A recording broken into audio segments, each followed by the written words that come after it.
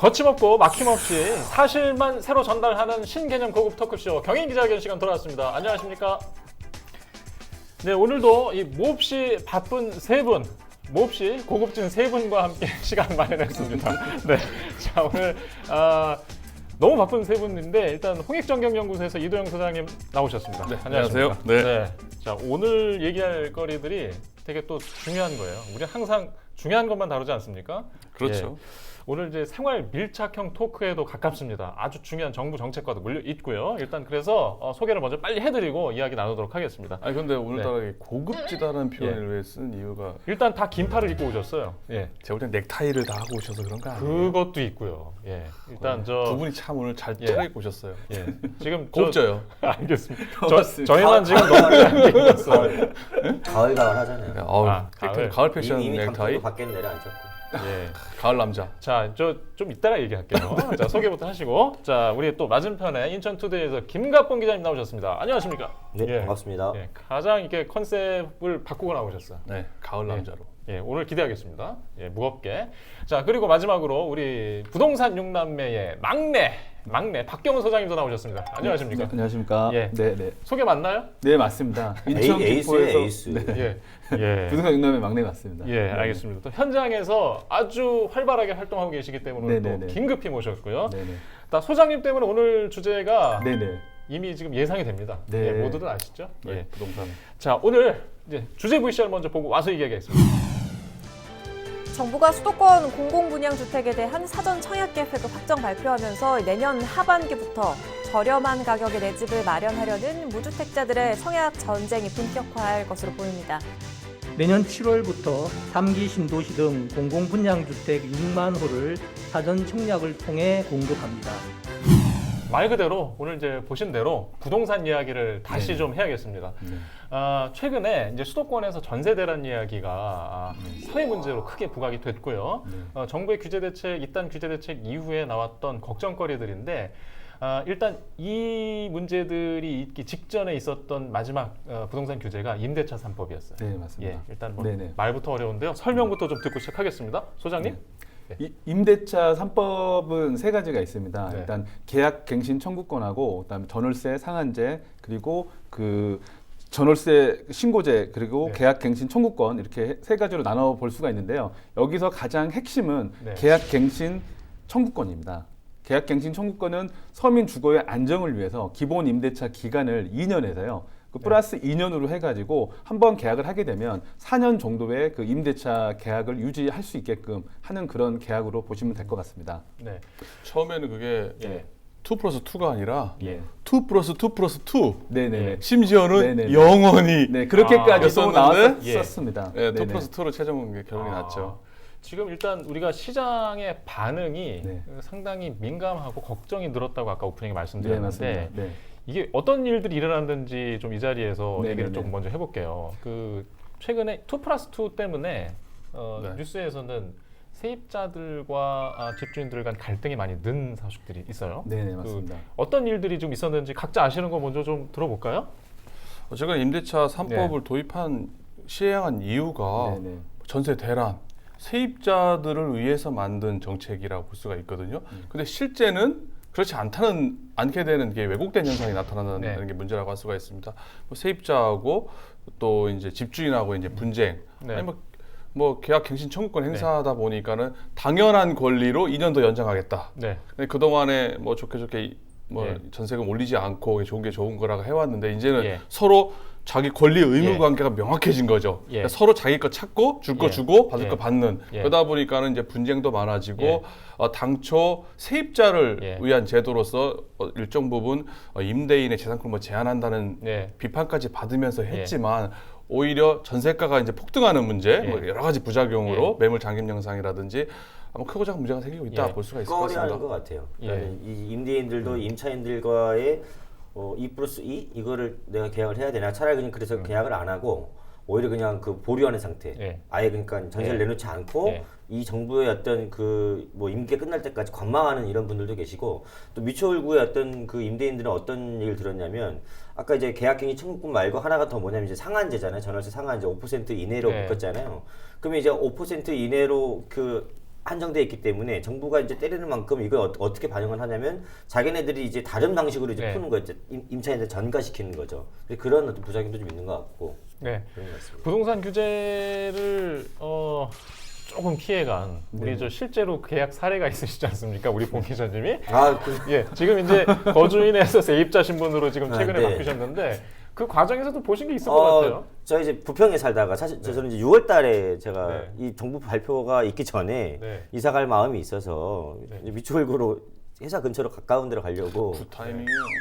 네 갔는데 원래는 이제 그 충분히 기간을 줬어요. 그래서 그러니까 제 집에 살던 이제 세입자분이 원래 9월 4일인가가 계약 기간이었고 그때 이제 제가 이제 뭐라 그랬냐면은 저도 이사를 가면 이제 아무래도 인테리어를 하고 들어가야 되니까 좀 미리 좀 뭐 좀 네. 비워줄 수 있냐 그랬더니 문제 없다 꼭 비워주겠다 했어요. 근데 결국에는 못 비웠어요. 못 비우고 9월 17일 날 제가 이사를 했는데 근데 네. 그 날짜에 부평에서 빠지면서 아무것도 못하고 9월 17일 날 들어갔어요. 그러니까 왜 그랬냐면 거기 세입자분이 전세 구하기 힘들었던 거죠. 그런데 계약은 6월달에 했나요? 계약은 6월 달에 했었죠. 그러면은 저 집주인이 임대인이 기존보다 그 전세금 확 올려가지고 계약하신 거 아니에요? 아니 그분은 어차피 그 기간이 만료됐기 때문에 이제 나가야 되는 거잖아요. 6월 달에 제가 계약을 했기 때문에. 그래서 그러면 3개월 정도의 시간을 드린 거잖아요. 다른 전셋집을 구할 수 있게. 근데 그때까지도 못 찾았던 거예요. 안 그러니까 구해진 거죠. 아니 규제- 봉 기자님. 네. 저는 이제 어차피 제 집을 사서 간 거니까 거기 들어간 거고 저는. 사서 네. 일단 그 전세인 줄 알았어요. 집주인에서 세입자가 맞아요. 됐죠. 이름 못했어요. 예. 일단 지금 사례를 좀 들어보고자 네, 하는데 네, 네, 네. 그 실제로 네, 네. 중개 현장에 네, 네, 네. 이제 많이 보시잖아요. 네네네. 일단 전세 물량이 줄었다.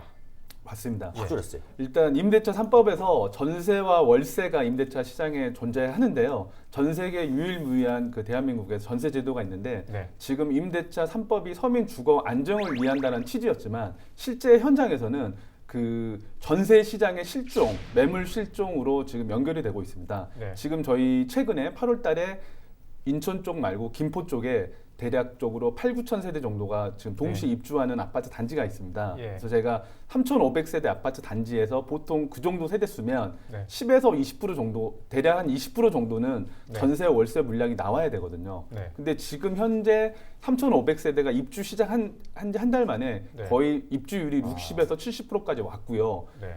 제가 볼 때 한 달 정도만 더 있으면 3,500세대가 입주가 다 마무리될 것 같습니다. 네. 근데 그 중에 지금 전세하고 월세는 예. 매물이 그 예전의 평균치보다 예. 절반에도 미치지 못하고 있는 상황이고요. 네. 그리고 전세 가격도 입주 물량이 많게 되면 전세 월세 금액이 좀 낮게 형성이 돼야 되는데 2년 플러스 2년이다 보니 2년치 미리 선반영돼 가지고 임차인들이 좀 더 높은 금액의 전세나 월세를 비용을 부담하는 그런 상황으로 보실 수 있습니다. 실례로 금액이 어느 정도 이렇게 오른 걸 보셨어요?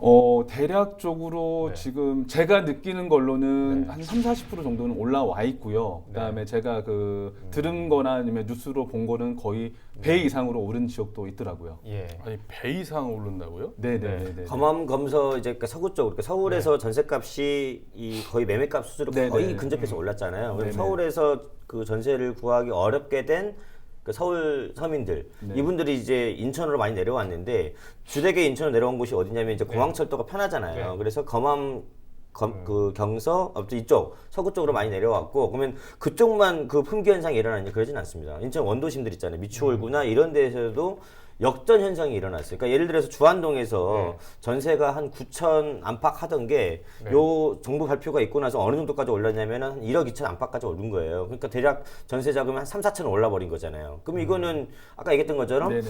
2 플러스 2니까 네. 임대인이 일정하게 아예 그냥 그 수요까지 반영을 해버린 거지. 그 4년치 어떤 시장 가격을. 지금 이제 계양구도 그 정도 한 네. 2, 3천 올랐다 보면 될 것 같은데 이제 네. 네네. 거의 2배가량 오른다는 거는 뭐 사실 상상하기가 좀 쉽지 않네요. 그 서민들 입장에서는 9천만 원에서 사실상 이 4천만 원 오른 걸 갖다가 이 네네. 그죠? 그거 마련하는 거 쉬운 게 아니에요. 실일이 아니죠. 예, 그럼요. 네네. 예. 지금 이제 전월세 상한제 시행 이전에 네네네. 그 2+2니까 네네. 보통 2년 연장이면 1, 2천 올릴 수 있는 걸 네네네. 이 심리적으로 3, 4천을 올려버린다. 네네. 뭐 이런 해석일 수 있을 것 같은데. 그렇게 보실 수가 있고요. 일단 네. 그 매물의 선택을 하실 수 없다는 게 가장 큰 것 같습니다. 아, 왜 그러냐면 전세에서 예.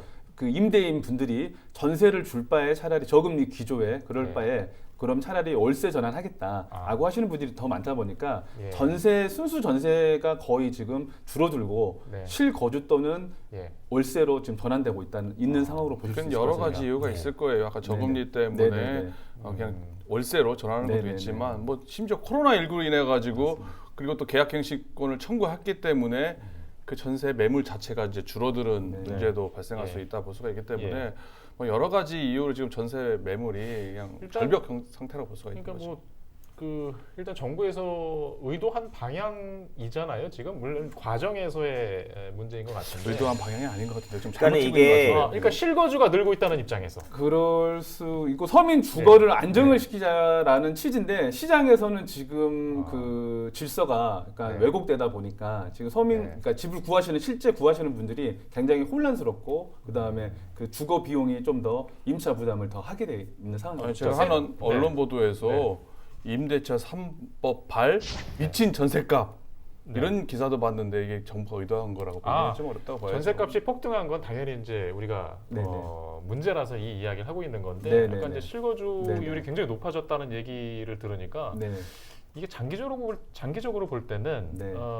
그 방향으로 가는 건가라는 이제 궁금증도 들고요. 네, 네. 이게 이제 어차피 가만 놔두면은 이제 골치 아프니까 예. 그냥 이게 계약갱신적 청구권을 피할 수 있는 무기가 있잖아요. 그 임대차 자기가 직접 상법을- 살거나 예. 그렇죠. 직계 네. 뭐 배우자 직계 좀비 속에 들어가면 되는 거예요. 아니 뭐 실거주라고 했지만 이 편법으로 이용하자면은 아빠는 집에 있고요. 네. 애들하고 엄마는 원래 전세 준 집 들어가서 보내는 거예요. 아. 실거주죠. 그 당연히 실거주긴 한 예. 실거주해야만 실제로 그런 경우가 많습니다. 그러니까요. 그러니까는 그 의미가 조금 반감되는 거예요. 뭐 실거주하면 다 같이 가서 실제 거주하는 게 아니라 이제 임차인 전세권자들에 대한 그걸 막기 위한 수단으로 하는 그러니까 거기 이게 때문에 임대차 예. 3법의 영향만은 아닌 것 같아요. 그러니까 이 임대차 3법 발표하기 전에 그 7월 달하고 6월 달에 이제 부동산 대책 발표한 게 있잖아요. 그러니까 뭐였냐면 그 다주택 보유자들한테 이제 취등록 중과세 하기로 했고 양도세 중과세 네, 네, 하기로 네. 했잖아요. 그러니까 네. 어떤 일이 그 발생했냐면 사실 좋은 취지에서 한 건데 네. 그러니까는 인천에서 이제 이른바 갭 투자를 노렸던 사람들이 꽤 됐었거든요. 빌라나 다세대 예. 주택에서. 예. 근데 이게 중과세를 한다고 하니까 취등록세만 해도 한 8% 때리는 거잖아요. 맞습니다. 그러니까는 그 매수 의향을 보였던 사람들이 시장에서 쫙 빠졌습니다. 네. 매수 의향자들이 빠졌어요. 그러니까 뭐 이런 사람들이 예전에 어떻게 했냐면 빌라나 다세대 주택을 사서 이 사람들이 전세하고 월세를 줬거든요. 그러니까 요 시장이 일단 작아졌어요. 그러면서 이제 그러면 기존에 이제 가지고 있던 사람들 있잖아요. 다세대 그 빌라를 가지고 있었던 이런 사람들은 좀 어떤 상황이냐면 이걸 팔면은 이제 양도세가 중과세 되잖아요. 그렇기 때문에 이 사람들은 지금 어떤 상황이냐면 이 정부의 어떤 임기를 보고 있는 거죠. 이제 정부가 바뀌면 부동산 정책이 또 달라지지 않겠냐고 하면서 시장을 관망하고 있는 거죠. 여기에다가 이제 이제 임대차 3법까지 들어오면서 예, 품귀 현상이 발생. 제가 그 말을 하고 싶었는데 원래. 아 그래요? 죄송합니다. 아니 당연히 그러니까 집 아, 주인들이 네, 왜 그렇게 무리수를 들면서 왜 네. 전세금을 돌려주면서까지 네. 왜 예. 뭐 자기 그렇죠. 직계 좀비석을 보내거나 이렇게 예. 하겠어요. 아니면 심지어는 안 들어가더라도 비워놓고 그냥 어. 차라리 은행에서 네, 네. 저금리로 예. 네, 네. 대출 받아서 네, 네. 전세금 돌려주고 네. 빈집을 놔두는 겁니다. 네. 왜 그러겠느냐? 바로 저 어. 다음을 두고 보는 관망하는 거죠. 아까 매수 의향이 사라진 거는 일정하게 이렇게 양단이 있는 것 같아요. 예. 그러니까 이제 투기 세력이 인천에서 빠졌다는 측면도 있는 거고 예, 좋게 보면은 근데 지금 정부에서 계속 간접 반복했던 게 기다려라. 네. 법인 매물이 늘어날 것이다. 네, 네. 시장의 매물이 늘어날 네. 것이다. 네, 네. 가격이 안정될 것이다. 네, 네. 자, 이 논리에 대한 기대감은 점점 늘고 있습니까? 아니면 시장에서 어떻습니까? 아니 근데 지금 전세값 이렇게 오르는데 그게 말이 돼요? 아니, 이게 실거주할 소장님 매물의 좀 많죠. 시장이 예. 육남매 부동산에 어떤 예. 지금 현재 그 법인 자체 내에서 임대차 시중 예. 그 비중이 그렇게 크지 아직은? 아직 크지 않기 때문에 그거에 대한 물량이 나올 거라고 기대를 거의 별로 하고 있지 않고요. 아, 예, 예. 예. 그리고 지금 더 크게 봐야 될 거는 예. 저희가 지금 임대차 3법 예. 현재 그 상황만 보는 건데 지금 예. 현재 모습보다는 2년, 3년 뒤의 모습을 그려보는 게 더 중요하지 않습니까? 예. 근데 지금 전반적으로 그러니까 서울 경기로 비교해 보면 18년도, 19년도 물량이 그 가장 정점을 찍었고요. 올해보단 내년 23년도는 18, 19년도에 물량이 평소 나왔던 물량의 3분의 1 정도 수준의 그 물량만 공급이 되게 됩니다. 네. 그러면 수요는 더 줄지 않았는데 물량이 더 줄어들기 때문에 자가건 추후에 네. 그게 뭐 임대로 나온다 하더라도 예. 물량 자체가 굉장히 지금보다 더 적어지기 때문에 향후 굉장히 더 이 혼란스러움이 더 가중될 걸로 저는 예상합니다. 박 소장님이 지금 이제 법인 매물이 나올 거라는 네네. 거에 대해서 정부, 네네. 국토부의 입장을 지금 정면으로 반박하시는 건가요? 지금 제가 얘기하는 게 시장의 이야기를 하시는 거죠. 네. 아니, 아, 실제로 현상이 그렇게 예. 벌어지고 있다고 하는 네네. 거죠. 예. 그 의도와 다르게 시장에서는 그게 사인하고 좀 다르게 움직여지는 예. 걸 보니까 예. 앞으로 제가 볼 때는 예. 이 분위기가 2, 3년, 3, 4년 더 예. 지속될 거다라고 생각을 해봅니다. 지금 좀 굉장히 공격 본능을 발휘하셨는데 제가 아니, 이 얘기를 저는 그게 들으니까 말만 그렇게 한 거지. 저 공감합니다. 아니 제가 아니, 공감해요. 지난 지속 불가. 6.17 대책 네. 이후에 저희 긴급히 이 자리를 처음 마련했을 때 네, 기억하십니까? 네. 그날 네, 이 알고 자리에서 있습니다. 네. 우리 김갑봉 기자님이 네. 정부를 신뢰한다. 네. 법인 매물이 늘어날 것이다. 네, 네, 유예 네. 기간 1년이다. 네, 봐라. 네, 네. 연말이면 쏟아질 것이다. 그랬었죠. 라고 얘기를 하셨었어요. 네. 자, 오, 이 제가 시점에서 그랬어요? 네. 네. 세금 폭탄 맞을 거니까 네. 예. 내년 6월까지는 집을 다 팔아라. 그렇죠. 팔란 얘기입니다. 그 시그널을 지금 정부가 보내고 있는 건데요. 또 저는 이거 잘했다고 봅니다. 저는. 이 지점에서 좀 의견의 변화가 없는지 네. 좀 아니, 들어보고 정부 정책 싶어요. 엄청 신뢰한다. 내가까지 네. 얘기했잖아요. 아, 저는 기본적으로 정부 정책의 큰 틀에서는 맞다고 봅니다. 저는 여전히 맞다고 보는데, 그러니까는 저주값이 이렇게 올 2025년까지인가요? 수 있다. 2025년까지 네. 그러니까 기본적으로 물량은 계속 늘어나잖아요. 127만 가구가 물량 공급한다고 했었어요. 그러면 안정화가 돼야 되는데 안 되는 이유는 아니 인구의 반 이상이 수도권에 몰려 있잖아요. 지금 2,500만을 넘어갔고 지금 2,600만, 700만 가고 있으니까 계속 서울 집중, 수도권 집중의 정책이 바뀌지 않는 이상 이 수도권에서의 이 부동산 대란은 계속 지속될 수밖에 없다고 하는 거죠. 그럼 조금은 입장 변화가 있으신 것 같아요. 그럼 뭐 아니 그렇다는 얘기는 수도가 세종으로 가야 된다는 아, 얘기. 저는 그거는 개인적 피셜로 하면은 세종시로 가야 된다 생각하는 사람입니다. 저 네. 이리 오세요 다시. 이리 오시고 일단 법인 매물에 대한 기대감은 좀 신뢰가 안 간다는 말씀. 법인에 대한 예. 매물 관련된 얼마 거는 나오겠어요, 왜냐하면 그게? 신도시 관련해서는 실거주의 법인들이 좀, 예. 그러니까 기존 구도심 말고 신도시에서는 법인들 자체에서 그 중도금 대출이라 그러죠. 그 네. 대출 부분 때문에 법인들이 분양권을 보유하고 있는 개수가 거의 많지 않습니다. 예. 지금. 그러면 네.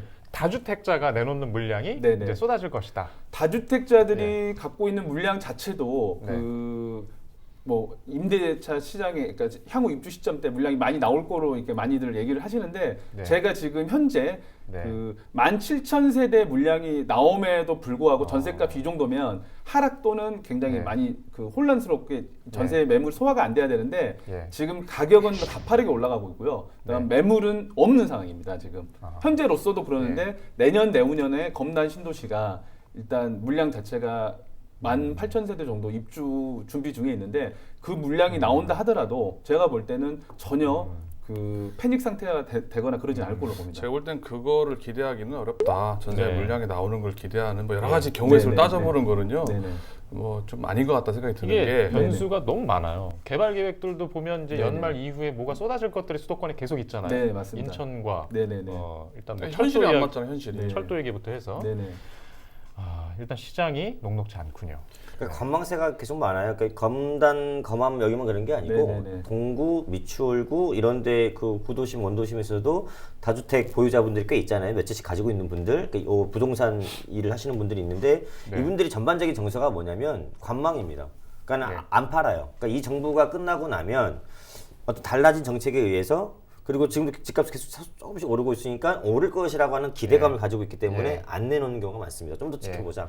이게 지금 계속 유지되고 있습니다. 규제는 투자하기 상당히 부담스러운 환경 조성이 이미 돼 있고 제도적으로. 네네네네. 근데 시장의 상황은 공급과 수요의 그런 시각에서 보면 네. 부동산이 오를 수 있는 가장 그런 그 유력한 환경으로 바뀌고 있다. 지금 만들어져 나타나고 있습니다. 있다. 네네네 맞습니다. 이걸 참 어떻게 해야 될까요? 앞으로 그러니까 집 금액이요 올라갈 이유와 떨어질 이유가 여러 가지가 있는데 지금 외부 변수만 제외해놓고 본다라고 하면 상승 우상향할 수 있는 그 상황이 좀 더 많다라고 생각을 하고 있습니다. 참 어렵군요. 네네. 예. 그 수요와 공급 문제인 것 같아요. 일단 예. 아니 수요는 계속 있는데 공급이 안 되니까 네. 오를 수밖에 없죠. 공급은 정부에서 계속 많다고 얘기하고 정부에서 있는데, 이제 얘기하는 예. 거하고 실제 받아들이는 예. 거하고 좀 차이가 있는 것 같아요. 그러니까 네. 그 정부에서는 수량만 가지고 얘기하는 거고, 그다음에 현장에서는 그 집도 그 수요층들의 니즈에 맞는 그런 양질의 집이 좀 부족한 상황으로 생각하고 있습니다. 그러니까 계양 신도시나 뭐 교산이나 의정부나 남양주나 진접이나 신도시를 만들어도 예를 들어서 9월동에 이제 그 9월 아시아드 공공 임대를 할 때 기본적으로 자기가 거기 입주를 하려면 어느 정도 목돈이 있어야 되거든요. 보통 한 1억 안팎 최소한. 그러니까는 돈이 좀 많으면 월 내는 임대료가 좀 적은 거고, 돈이 좀 이렇게 없으면 나중에 내가 내는 임대료 높은 건데, 그러다가 이제 한 5년 살다가 이제 일반 분양 전환하는 게 이제 공공임대잖아요. 근데 그러더라도 만약에 제가 어떤 신혼부부나 어떤 그 서민인데 거기를 그 계양 신도시 입주한다고 하더라도 나한테 한 1억 정도가 있기가, 그러니까 예를 들어서 아까 주안이나 동구나 이런 데에서 제가 지금 전세 살고 있는 게 7천, 8천, 9천인데 1억을 내가 만들어서 거기에 들어간다? 이게 사실은 서민들한테 사실 쉬운 일은 아닌 거죠. 일단 우리 봉 기자님, 예. 자 우리 그 계양 신도시 네. 인접 지역 공급 계획, 요 인접 서부 지역 먼저 좀 설명해 주실까요? 계양 신도시는 내년 7월 달에 이제 한 1,500세대 사전 청약을 하고, 그다음에 그 후년도에 22년도에도 한 1,500세대 정도 사전 청약을 하기로 했는데, 정부가 이제 물량이 부족하다고 하니까 사실 이런 경우는 없었던 경우죠. 1,100세대가 아니었었나요? 내년 7월이 1,100세대, 후년이 예. 1,500세대. 네. 죄송합니다. 내년 숫자를 그렇게 정확하시네요. 네. 자 이어 듣겠습니다. 네, 아무튼 그래가지고 이제 검단 신도시도 나오고, 그다음에 검암도 나오고 이런 이제 물량들이 나오고 있는데, 이런 경우는 없었던 거죠. 사전 청약을 이렇게 사전 청약이라 해서 이제 집값을 이제 안정화시키겠다고 하는 것이고, 이 3기 신도시들 이런 데는 이제 대략적으로 보니까는 계양 신도시 같은 경우에는 55% 정도, 그러니까 1,100세대 중에 55%면 얼마죠? 한 550세대 정도 되나요? 그 정도의 세대는 이제 그 신혼부부나 청년이나 다자녀 가구 뭐 이런 데다가 이제 우선 이제 공급을 하겠다, 좀 이런 정부 정책 발표를 좀 했었습니다, 최근에. 네.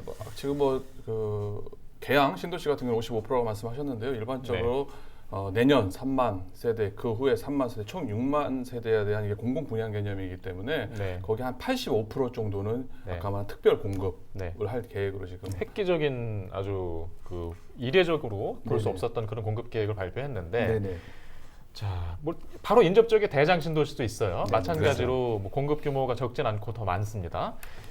근데 지금 관심 일으키는 데는 성공했어요. 근데 과연 지금 이 사전 청약 계획 발표가 지금 그 어지러운 이 부동산 시장에 어떤 영향을 미치겠느냐. 일단 전세로 머물겠다는 심리는 늘어났잖아요. 일단 그 시장에서 받아들이기를 일반 지금 집을 알아보시는 분들한테 시그널을 주는 게, 지금 이 시장 분위기에 흔들리지 말고 우리가 양질의 주거 공간을 줄 테니까 준비하고 기다려라 라는 그런 시그널을 줬는데요. 시장에서 받아들일 때 지금 인천을 예를 들어보면 2010년도에 부천 옥길 지구가 있습니다. 거기가 사전 청약을 준비를 해가지고요. 입주가 2019년에 있었습니다. 그러니까 무슨 얘기냐면은 사전 청약과 입주까지 대략 9년, 그러니까 대략적으로 10년의 시간이 걸렸었는데요. 지금 2008년도 정도에 2007년도에 검단 신도시가 발표가 됐었고요. 그때 그 그러니까 지구 지정을 해가지고 입주까지, 아직 검단 신도시가 내년 입주인데요. 무려 대략적으로 지금 15년이라는 시간이 흘렀습니다. 제가 하고 싶은 얘기는 뭐냐면, 항상 계획과 공급에는 일정한 간극이 있어 왔다라는 거를 인지를 하셔야 될 것 같고요. 그리고 지금 무주택자, 그리고 신혼부부, 이렇게 이제 사회 초년생들한테는 이게 정말 이 기회가 정말 좋은 기회라고는 생각을 하고 있습니다. 하지만 이런 그 많은 시간이 필요로 한다는 점에서 현실적으로 지금 필요한 주택 수에는 충분히 공급이 되지 않고 있다라고 생각을 하고 박 있습니다. 수장님이 지금 옥길 사례 얘기를 들었는데요. 일단 그게 9년이 걸렸단 말이에요. 입주하는데. 지금 집 들어가고 싶은 청년 신혼부부들이 9년 뒤에 집 들어가다 생각하면은 깜깜하죠. 전세를 몇 번 연장해야 되는 거예요, 도대체. 뿐만 아니라 이게 MB 정권 때도 이 보금자리 주택 관련해서 사전 청약 제도를 한번 도입을 한 적이 있었습니다. 그래서 그때 한때는 인기였었죠. 그런데 결과적으로 사전 청약을 했지만 본 청약으로 본 계약으로 간 경우는 40%밖에 안 돼요. 이탈을 했다. 많이 이탈하는 거예요. 변수가 많은 거예요. 청약은 지금 했지만 실제 입주는 한 몇 년 뒤에, 한 7, 8년 뒤에, 9년 뒤에 이루어지면 일단 정부는 이번에 그 속도를 굉장히 좁혀서 신뢰를 주려고 하고 있잖아요. 네, 네, 1, 2년 만에 한다고 지금 네. 얘기를 하고 있어요. 근데 동시에 어떤 얘기를 듣냐면 자 가장 빠르게 한다고 계산을 해볼게요. 네네. 자 사전 청약을 내년에 합니다. 네. 가장 빨리 분양하는 게 내후년인가요? 보상 맞습니다. 끝나고 나서. 네, 맞습니다. 자 그러면 내후년에 분양을 해서 입주까지는 또 2년에서 3년이 더 필요하죠. 5년 정도 시간이 아 그럼 빨라도 최소한 5년이죠. 최소한 빨라야죠. 5년이죠. 가장 빨랐을 때 5년입니다. 예. 그걸 가지고 또 이제 네, 네. 다른 해석을 놓는 분들이 계세요. 네, 네, 네. 시장 가격의 60-70% 선에서 분양을 하겠다는 네네. 취지로 네네. 그렇게 홍보를 하고 있는데 네네. 그 사이에 네, 네. 주변 분양가가 그만큼 그 이상 오를 것이다. 그렇죠. 예, 이 부분에 또 혼란을 갖고 있거든요. 네. 어, 그래서 예. 일단 시장 참여자분들이 이제 선택을 하셔야 됩니다. 일단 무슨 얘기냐면은 어느 정도 여력이 되고 그리고 나는 부동산에 대한 지식과 그리고 발품을 팔 수 있다라고 하시는 분들은 아까 말씀하신 대로 기회비용의 상실이 있을 수가 있습니다. 제가 알아본 역시. 예. 알아본 거 준비하고 해서 계속 마냥 기다리고 있었는데 네. 그 기다리고 있는 상황에서 주변 부동산이 더 많이 올라가 버리게 되면 제가 분명히 그러니까 구매를 할 수 예. 있었음에도 불구하고 예. 기다린 게 더 그 기회비용의 상실이 이루어질 예. 수 있고요. 예. 저는 그냥 부동산에 대해서 크게 관심 없고 저는 그냥 이거에 예. 그냥 맞춰서 그냥 살겠다. 예. 아니면 조금 시간이 걸려도 괜찮다라고 하시는 분들은 예. 정부 정책을 믿고 조금 더 예. 길게 보시고 실거주 목적 예. 사람들은 하시면 괜찮을 것 같습니다. 아니 근데 박 예. 소장님 만약에 네. 이제 신도시 분양을 받았단 말이에요. 네네네. 그런데 그 기간 때 네. 집값이 확 올랐다. 네네. 그러면은 뭐 분양받은 사람들 네네네. 뭐 논하는 거 아니에요? 뭐 그럴 수도 있는데요. 네. 일단은 지금 이제 그 공급되는 게 아직 분양가가 아직 나오진 않았지 않습니까? 근데 이제 나오는 게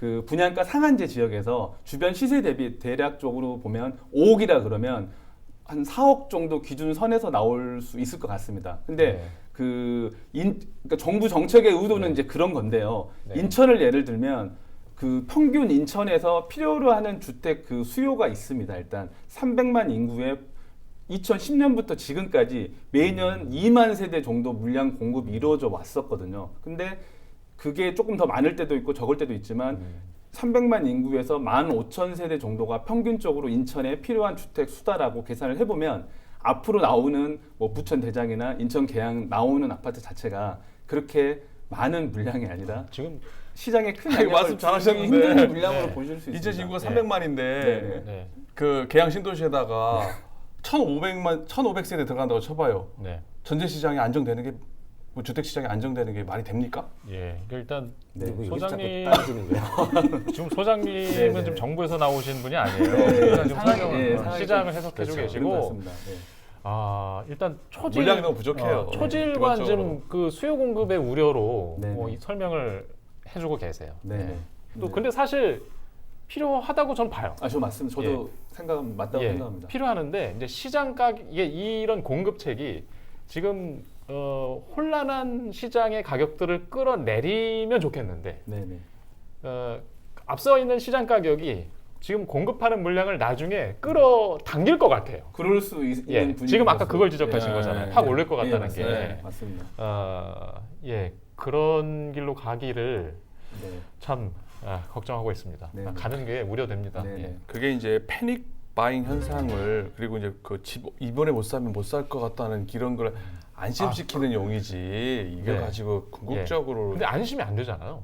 그러니까 문제인 거예요. 안심이 안 돼. 얘기하시네. 예. 그러니까 지금 그게 공급과 안심이 안 더불어서 되는 사실은 거예요. 상한제 적용이 사실 필요한 게 뭐냐면 계양 신도시나 대장 신도시는 다 상한제가 적용되잖아요. 네. 근데 인천에 안 되는 곳이 있어요. 그러니까 인천에 주택 공급 물량이 제일 많은 곳 예. 송도잖아요, 송도. 예. 그게 청라나 이 영종이나 계양 신도시나 검단 신도시는 다 상한제가 적용이 되기 때문에 여튼 그 공급 속도에 어떤 차이가 있을 뿐이지 아까 말씀하셨던 것처럼 뭐 2만 세대, 15,000세대 이런 물량들이 쭉 나오고 있고 여기는 이제 그 특공도 있고 그래서 뭐 무주택 서민들한테 공급이 되는데 가장 많은 물량이 쏟아지는 게 이제 송도인데 송도 같은 경우에는 서민들이 갈 수 있는 곳은 사실 아닌 거거든요. 최근에 그 부동산 대책 이후에 땅값만 평당 2,400이에요. 그러면 실제로 평당 분양 가격은 2,700, 800 되거든요. 그럼 30평 아파트가 9억입니다. 네, 그러니까 이런 데부터 사실 엄밀히 따지면은 거기도 원래 주거 목적, 그러니까 뭐 산업과 교육과 이런 주거가 어우러지는 신도시 개념이기 때문에 엄밀히 따지면 송도 신도시 같은 데도 사실은 분양가 상한제를 적용을 해서 그쪽으로도 일정하게 그 주거 안정 기능을 갖다가 좀 요인을 갖다가 형성을 해줘야 되는 거죠. 네. 인천에서 보면은. 자, 일단 그렇긴 하죠. 저는 이게 부동산 규제책이 연달아 나오고 나서 뭔가 네. 좀 진정세 네. 그리고 뭔가 또 추가적인 제도책은 계속 나왔듯이 뭔가 또 그래서 틀어막고 뭐 이런 걸 기대했는데 근데 우리가 또 한번 생각해 볼 게 예. 아니 뭐 사전 분양이 좋아요. 그거라도 당첨되면 일단 우리는 네. 기간도 오래 잡았잖아요. 뭐 4년, 5년, 네, 네, 6년, 네. 아까 말한 심지어 네, 네. 9년. 네. 하지만은 문제는 네. 사전 청약했을 때도 당첨되기도 쉽지 않다는 거예요. 그것도 궁금해요, 사실. 맞습니다. 당첨되기 아주 힘들어요. 네, 지금 네. 청약 가점 제도에 의하면은 네, 네. 지금 뭐 30대 뭐 연끌해 가지고 집 사지 말고 네, 네. 기다려라. 네. 기다렸어요. 내년까지 기다렸어. 그리고 이사 왔어. 의미 거주 기간 2년 채우기 위해서 여기까지 전세에 들어와 가지고 왔어요. 응? 근데 청약을 넣었는데 안 돼 봐요. 그럼 완전히 그러면 네. 어떻게 되겠어요? 그 불확실성도 어마어마하다고 볼 수가 있습니다. 그렇죠. 뭐 가점 받을 때 뭐 예. 청약 통장 보유 기간 뭐 네네. 거주 무주택 기간 10년 네. 넘어야지 네. 30대가 10년 넘게 어디 쉽습니까? 맞습니다. 네. 그것도 어렵지. 그리고 또 뭐 특별 공급 받는 분양 특별 공급으로 받는 방법 정도 이렇게 뭐 아이디어를 생각해 볼 수 있는데 이게 쉽지 않다는 점이 한계예요. 전체 물량 자체가 일단은 뭐 네네네네네. 수요가 수요 공급에 있어서 워낙에 부족하기 때문에 네. 예, 너무 저는 공감이 좀 생각이 되는- 달라요. 저는 네. 여전히 그 아파트 물량은 많다. 왜냐면은 이미 117%까지 갔기 때문에 그러니까 많은 주택을 다주택을 보유한 사람들이 있는데 그분들한테 시장에서 정부가 이제 신호를 준 거잖아요. 네. 그 양도세 중과세 하겠다. 그다음에 더 취득할 경우에는 취득세도 중과세 하겠다 해도 불구하고 사람들은 그냥 가만히 있는 거잖아요. 지금 관망하는 거잖아요. 네. 그래서 결국엔 뭐냐면 이건 제 의견입니다만 그러면 이제 이 실거주 목적의 부동산 정책, 그러니까 이 부동산이 어떤 투자나 어떤 경제 돈벌이의 수단 뭐 이렇게 활용하는 것이 아니라 실제로 집 없는 사람들의 어떤 주거 안정, 실거주 목적에 부합하기 위해서는 결국에는 뭐냐면 마지막 남은 카드는 저는 하나일 수밖에 없다고 봐요. 보유세일 거라고 봅니다. 보유세. 네. 다주택을 보유하고 있는 사람들에 대해서 과감하게 이 재산세, 보유세를 갖다가 따려야 되는 거죠. 아니 뭐 네. 그렇게 따지면은 야, 이제 뭐 다주택에서 집 다 내놓을 거니까 아까 연끌해서 사. 예를 들어서 그 얘기죠. 근데 너무 오른 거예요. 집 아니, 사기가 그러니까 부담스러운 거예요. 못 사는 거예요 지금. 그러니까 보세요 좀 어르신들이 예를 들어서 조그맣게 한 월세 한 2, 30만 원 받는 사람들 있잖아요. 조그만 다세대에서. 근데 이런 목적이 아니라 정말로 막 며칠씩 가지고 있는 사람들이 있잖아요. 그러니까 이거는 이제 구분할 필요가 있는데 이 보유세를 갖다가 때리지 않는 이상 중과세를 하지 않으면 이거는 계속 이 상태가 가더라도 그럼 계속 그만큼 상승하고 계속 매물을 얻고 이건 계속 이 상태가 폭탄 돌리기 유지된다는 거죠. 70 대책에서 많이 저기 네. 과세 저기 종합 선물 세트 아니 그거는 아니죠. 냈잖아. 그러니까 핵심이 뭐냐면 보유세는 없는 거잖아요. 어. 거래세인 거죠. 거래세 대부분. 왜 종부세 네. 좀 올렸는데요? 예. 일단 뭐 제도를 우리가 여기서 지금 뜯어고칠 수는 없고요. 일단 어떤 의견이신지는 알겠습니다. 네네. 이제 우리 김갑봉 기자님이 바로 이 입장을 지난 한 석 달 전에도 얘기를 하셨어요. 네, 맞습니다. 예. 정부에서 나온 것 같아. 예. 아 제가요? 예. 아 제가 어딜 봐서요? 자, 정부 정책을 너무 신뢰를 해요. 발탁을 해주시고. 네, 알겠습니다.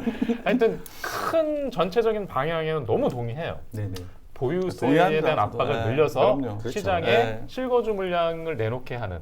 그런데 이제 그 심리가 더 앞서야 되는데 내놓는 사람보다 그걸 기다리는 사람의 조급함이 더 아직은 더 큰 것 같습니다. 그렇죠. 불안하죠. 맞습니다. 예. 예. 그래서 저렇게 지금 되면 좋죠. 예 그렇게 그러니까 그래서 이건 이거대로 지금- 하고 예. 마찬가지로 그 네네네. 실제 수요에 맞춰서 공급을 해주는 것도 필요한 거죠. 네. 네. 그렇죠.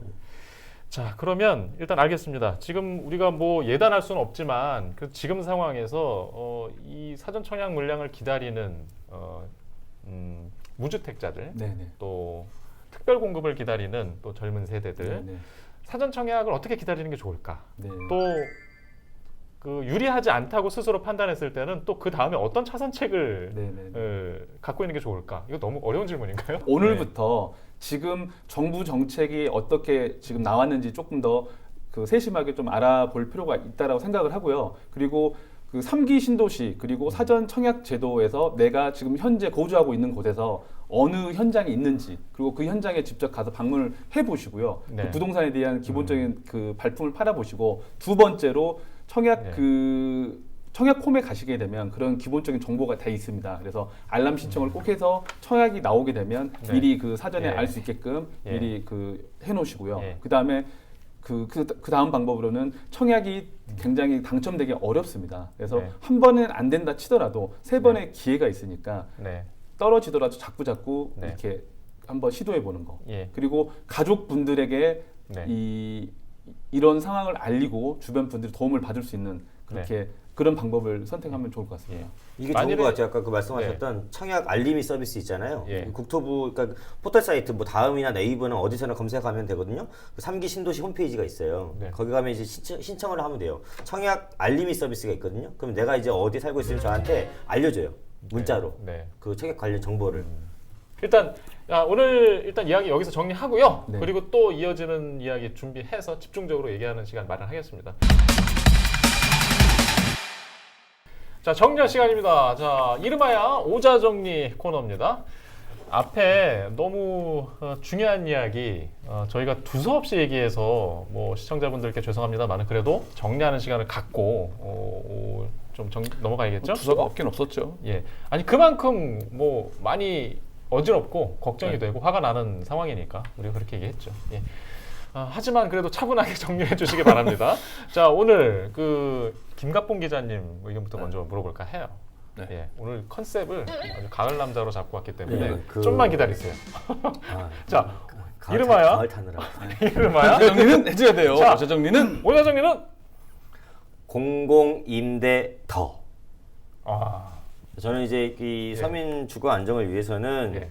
물론 이제 투자 목적이 있는 사람도 있겠지만 그 정부 정책은 여튼저튼 이 정부의 역할은 이 네. 없는 사람들, 약자들, 그래서 서민들을 보호하는 데 초점이 맞춰져야 되기 때문에 정부와 그다음에 우리 지자체가 공공임대 주택을 더 많이 짓고 더 많이 확대를 해야 된다. 네. 아니 마지막까지 그 거의 기자가 아니라 공무원의 모습을 보는 것 같아요. 공공임대 주택을 더 지어야 돼. 장기 공공임대, 네. 20, 30년. 네. 그리고 5년, 10년 살다가 이제 때에 맞춰서 어느 정도 재산이 축적되면 이제 일반 분양으로 전환할 수 있게. 네. 그것도 일반 분양 청구권 줘야 된다고 생각합니다. 일반 분양 청구권까지? 네. 예. 저기 봉 기자가 아니라 봉 공무원으로 바꿔줘요. 아니 뭐 분양 전환을 하면 살고 있던 사람들한테 우선 권한이 우선 가잖아요. 하고 있습니다 이미. 네, 그렇게. 예, 무슨 말씀인지 알겠습니다. 이 물량이 더 늘어나야 된다. 네, 늘어나야 된다. 얘기를 하신 거고요. 자, 우리 소장님께서는 네, 자, 오자 정리는 저는 그래도 도전. 사전 청약이요? 네. 아, 지금 사전 상업 청약. 청약에 대해서 문제점을 많이 얘기를 했습니다. 사실 문제가 많아요. 그리고 예. 이게 어떻게 보면 참 답답합니다. 얼마만큼 오래 걸릴지 과연 네. 본 청약까지 갈지 이 기나긴 기간이 있지만 어쨌거나 이 많은 사람들이 국민들이 관심을 보이는 거는 내 집 마련을 하고자 하는 그 네. 단순한 그 소박한 꿈 때문에 관심을 보이는 거거든요. 이 상황에서 어떻게 하겠어요? 영끌에서 집 산다? 그 사라고 하기도 참 쉽지 않은 노릇이고 예. 그래도 자기에 있는 형편을 잘 해서 뭐 특별 그렇죠. 공급이든 아니면 어떤 형식으로든 뭐 좀 아쉽긴 하지만 그래도 뭐 사전 청약에 도전할 수밖에 없는 우리 그렇습니다. 마음을 담아서 그래도 예. 도전한다 하는 뜻에서 그래도 도전. 네. 씁쓸합니다. 일단, 여러 가지. 예, 좀 말을 하면서도 걱정도 네네. 우려가 되면서도 일단은 믿어보자. 네. 이런 말씀으로 이해를 할 수 있을 것 같아요. 자, 우리 저 박경원 소장님께서도 한번. 저는 자, 오자 정리는 네, 거부간 갈등입니다. 지금 현재 시어머니와 며느리 간의 그 며느리의 서름을 보여주듯이 네. 그 임대인과 임차인 집을 안 갖고 계신 분들의 그 약간 억울한 마음 그리고 네. 약간 그런 마음이 있는데 저도 아까 말했듯이 사전 청약과 네. 이번 그 전세 상한제로 인해 가지고 그런 마음이 좀 더 진정되길 바라는 마음에서 네. 거부감 갈등을 했습니다. 그러면은 여기서 시어머니는 유주택자고 다주택. 며느리는 다주택자예요? 뭐 그럴 수도 있겠네요. 지금 비교하면은 약간 거기는 그런 마음, 네. 시장 예. 분위기의 마음을 네. 본인은 얘기하지 않았습니다. 저희가 유추하는 거죠. 그럴 것이다.